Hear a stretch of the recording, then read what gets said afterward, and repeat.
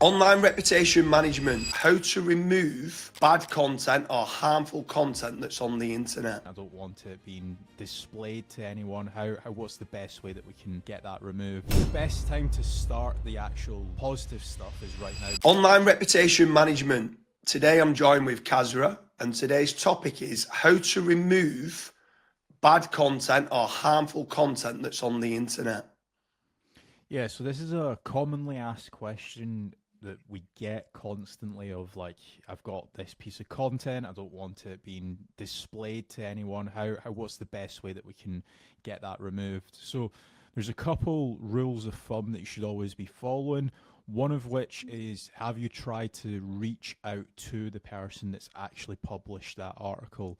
Now, there's some brilliant tools out there like hunter.io where you can put in any domain name and it will give you a list of all of the associated journalists or all of the associated emails to that actual domain name. So let's say it's john@xyz.com. You can then send an email to John saying, like, asking him to actually remove that content.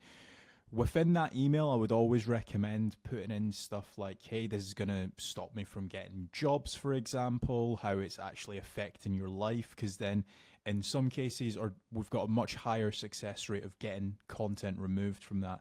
There's also DMCA takedowns that you can also do as well, especially if the content or the image isn't actually owned by the journalist. If it's not actually owned by the journalist, you can basically do a DMCA takedown, and DMCA will take that page down for you. It's not always the 100% success rate with some of these stuff, so I'm sure James will actually expand on this, but in some cases what you might want to do is actually outrank the negative stuff with more positive stuff about you. Yeah, for sure. I mean, obviously you can outrank, put positive sentiment type articles or images out there, which hopefully sinks then the bad content or the harmful content that's on page one of Google. Hopefully it goes on to page two. Obviously, there's a classic saying, the best place to hide a dead body is on page two of Google because nobody looks there. But also, you've got to remember as well with regards to online reputation management, there's quite a lot of the best companies that are doing different ORM services. And normally they've got solicitors or lawyers or attorneys on there, like payroll, where they'll go and check the articles. And if there's something on there that's slightly misinformation, they could go and send a legal letter as well. So this is why I would say sometimes trying to do it yourself can be tough because you don't know exactly what to write on the emails. Where if you can get something, you can find something in the article that basically says you need to take this down because it's slander. That is another reason how you can take certain bits down. But then, yeah, obviously, a lot of the best ORM agencies in the world, what they'll do on top of trying to remove and get rid and delete the content, they will be sinking it down if they can onto page two or page three with positive sentiment articles. So with regards to online reputation management, like what have you over the years learned quite a bit about, Kasra, with regards to obviously the removal of content and stuff? So there's obviously two aspects to this. There's obviously like ORM for businesses, and then there's personal ORM as well. So somebody might have potentially went to jail for a couple of years. They might have like a couple mugshots and stuff like that. On the personal side, I would make certain that my personal Facebook, Instagram, Twitter, like just all the social profiles, they've got images of me. They are active, because the more active you are, the more likely Google's going to index those social profiles, and it's also going to rank your own images above like an article that was published 6 months about you. So if you can make certain that you've first of all got all of your social profiles, second of all you've got like a personal website, stuff like that will obviously help outrank like any negative press about you. On to the actual business side, making certain that, like, for example, you've got a load of social or profile accounts for your actual business. There's like a lot of directories that your business can actually get mentioned on. Making certain that like any negative reviews, you're kind of like replying back to them with something positive, like, hey, sorry that you've had such a bad experience. Is there anything that we can do to resolve this? Because then at least potential customers will look at negative reviews of your company and then think, actually, do you know what? They have tried to go out their way and fix the issue. They've not just kind of left that customer with a 1-star review.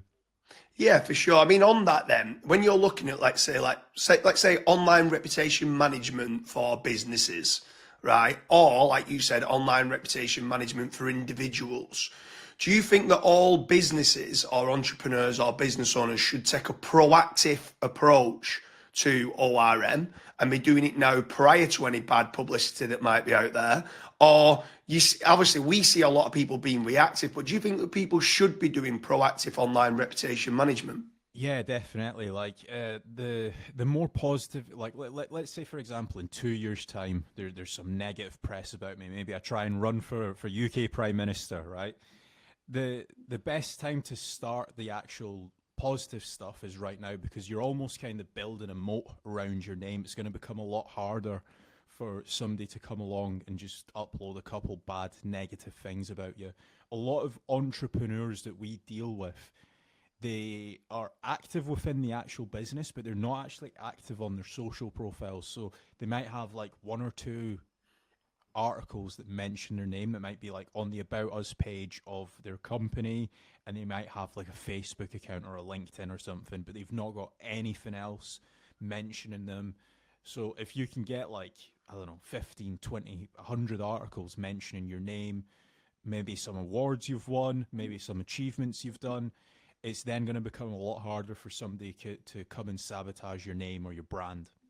Yeah, for sure. So if anyone who's watching this is looking for proactive online reputation management, or there is something online where you want to actually remove certain mugshots or images, or it could be even like the auto suggest in Google, you want to try and get that sunk down further with positive sentiment, get in touch with fatrank.com, fill in the form. We can do a full analysis and check how you look online, how your personal branding looks for individuals, or how your corporate branding look for businesses.